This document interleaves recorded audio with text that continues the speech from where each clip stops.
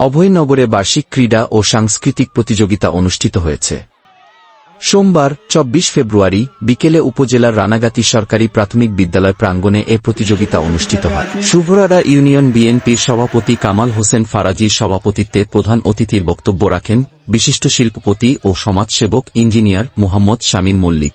Shubhrara union বিএনপির সাধারণ সম্পাদক জাহাঙ্গীর কবির নাসিমের পৃষ্ঠপোষকতায় বিশেষ অতিথি বক্তব্য রাখেন উপজেলা সহকারী প্রাথমিক শিক্ষা অফিসার সঞ্জয় দাস, বিশিষ্ট ব্যবসায়ী ও সমাজসেবক তাজবীর হোসেন তাজু, মনিরুজ্জামান মনির, মাসুম ফারাজি, জাকারিয়া হোসেন। শুভরাড়া ইউনিয়ন বিএনপির সহসভাপতি আব্দুল সালাম ফকিরের সঞ্চালনায় আরও উপস্থিত ছিলেন শুভরাড়া ইউনিয়ন বিএনপির যুগ্ম সম্পাদক বাচ্চু মল্লিক, বাংলাদেশ জামায়াতে ইসলামী ইঞ্জিনিয়ারিং বিভাগের শুভরাড়া ইউনিয়নের সভাপতি কামরুজ্জামান লিটন, বিদ্যালয়ের প্রধান শিক্ষক গোলাম মোস্তফা, দাতা সদস্য হাবিব হোসেন ফরাজি।